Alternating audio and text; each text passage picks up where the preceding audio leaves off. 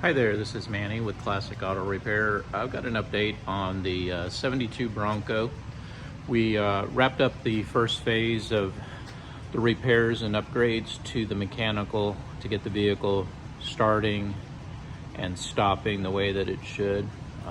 Basically drives, and with the new tires, we got it on the road a couple of times. Now we're moving on to the next phase, which is the electrical items. And so I'm going to run down that list. This is the same invoice. We just added some revisions to the end, and you'll see on the parts I've added the lighting for all the circuits. So that'll be the tail lights, the park lights, headlights, license plate light, the flashers, which make the turn signal work, and the rear side marker, rear fender lights. The horn button, dash bulb kit, which will let me illuminate the dash cluster. Under dash gauge kit, which is the most affordable option to get us temperature, oil pressure, voltage on the dash, so we can make those readings. It'll mount under the dash. Wiper blades, wiper blade arm.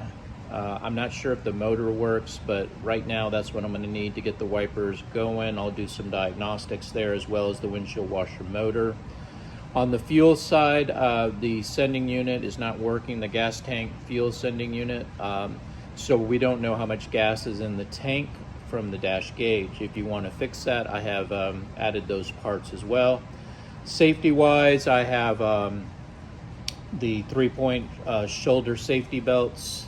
And then cosmetic, or also kind of in the realm there, is the dash pad. I put that as black. Again, not essential, but again, I included it on here so you can make those decisions.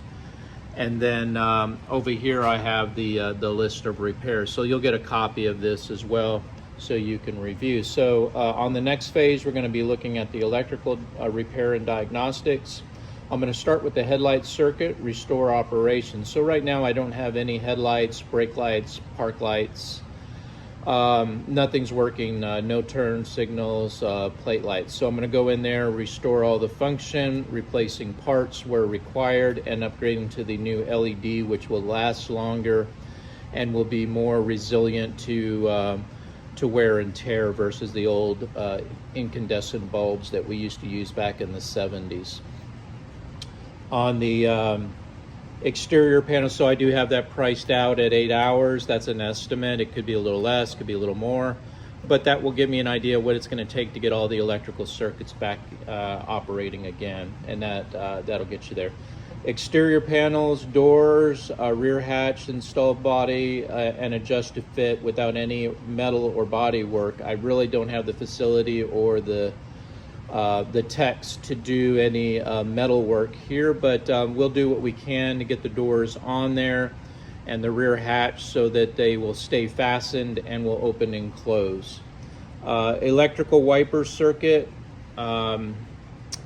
again, not a critical thing. In Texas, you're no longer required to pass a safety inspection to get your registration.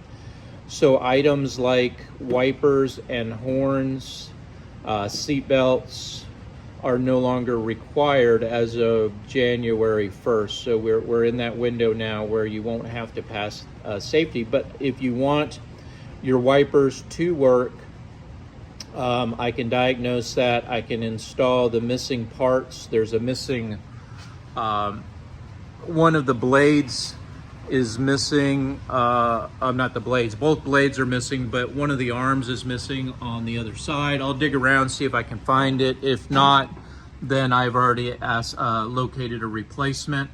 And then on the inside, I'll do a test on the motor and then on the switch to see that it's operating correctly. And then the washer bottle looks okay, but I need to add some fluid to it, see if it has any cracks. And then I'm going to install a electric motor and switch to make the washers squirt out. I'll clean out the washer nozzles so that they spray correctly on the windshield, and put all new rubber hoses where we need them. All right, and again, not a critical circuit, but I did want to present it because you know, if you want your windshields clean when you're driving down the road, then you're missing some parts to get that done.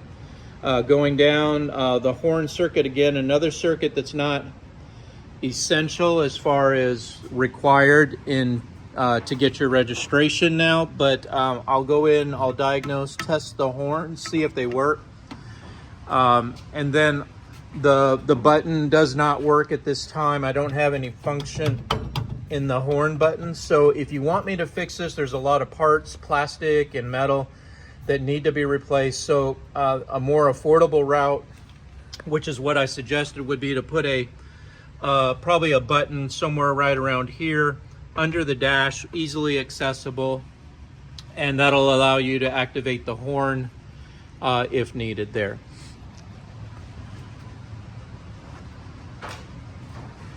In the quote, I've put replacing the headlights. They're pretty old and rusted, and the terminal ends as well as the sockets on the park lights have been there for 50 plus years, and the gaskets and everything are worn out, loose. So if I do just put a bulb in here, it's going to burn out immediately because of the moisture. So I've priced out replacing the whole assembly here and here, as well as on the back side. We'll be putting some in here for the side clearance, and then in the back I have a whole new assembly LED that will fill this hole on, and I'll remove this old bent up panel here and put a new one in there. Hopefully, again, like the metal work here, I'm going to have to just see how far off it is and if I can get it to fit in there correctly. Then we'll put one in this side that's missing, and that'll all be LED. In the dash, I'll put some new bulbs in it and get the function and the lighting restored there. We'll mount the dash gauges right up underneath here as well. All right, so that'll take care of your electrical. That'll get everything back up to where it needs to be on the horn circuit, the gauges. On the fuel gauge is not working. And as I said, you don't know how much gas is in it, so I have priced out getting the gas tank removed, replace the sending unit in the gas tank, and test the wire and do calibration on the dash gauge to make sure that what the gas says is in the tank is what's showing up on the dash on your gauge. Another upgrade safety-wise is installing 3-point shoulder belts over the lap belt that you have in here. I'm not sure if you have the other parts. I haven't checked inventory yet for that, but you have one old retractor on the outside, and we don't have anything on the inside anchor points. So I have priced out replacing these with, instead of just a lap belt, which will put your face in the steering wheel on a hard stop or collision, installing a shoulder belt. I can mount a anchor point up here on the frame. Just got to remember that when you pull your top off, you'll have to just real quickly knock off one of these bolts, and you can remove the top. But what it allows us to do without a roll bar in here, it gives me a fastening point right here on for the shoulder. Then you'll have a shoulder restraint in combination with the lap belt to get you the best safety as far as restraint on the vehicle. Again, optional. I can try to track down your old lap belts and see if I can get them working. They are kind of crusty, so they may not return back into the in position, but wanted to give you that option as well. I went in and I checked the heater blower motor is not coming on. If you'd like the heat, I can also look into seeing if the motor is bad. Also check the cabling for the temperature control, which I believe is this cable down here. I know there's a cable that goes to the heater valve, which is located right here. This is what controls the flow of hot water to the heater core inside of the cabin and provides the heat. Then you need a blower motor to actually blow the heat. So there might be a a couple of issues there to restore the heat function in the truck, but I'll be looking at that as I get into the electrical and start working all the circuits. I guess the last item is the dash pad. It's not really a critical item. It can be considered safety because having something here to keep your face from hitting this is always a good thing. So there is a dash pad that's been removed. It's in pretty damaged, poor condition. And what I'll have to do is pull the top off, lower the windshield frame to access the screws behind this panel to install the new pad, and then it bolts up on here and gives you some added padding in case, you know, again, there is a collision or some kind of issue. But again, cosmetic, not critical for right now, so I'll leave that up to you as to whether you want to get that completed while it's here. I didn't see a rear seat. I didn't know if that was an option you wanted to look at. They do sell seat kits to replace the seats in the front and the back. They make seat covers. They have complete assemblies, high back seats. There's a lot of options for Broncos. You might want to just do a Google search on your particular year and the 72 and check on Google, and you'll see a lot of options. Again, maybe something you don't want to tackle until maybe the car is painted, and then you can look at doing the interior, or maybe you want to have it dressed up right now. I'll leave that up to you. I do have the cover that goes on there. I don't know if the brackets and everything is there, but I'll be looking for that as well for the upper wiper motor.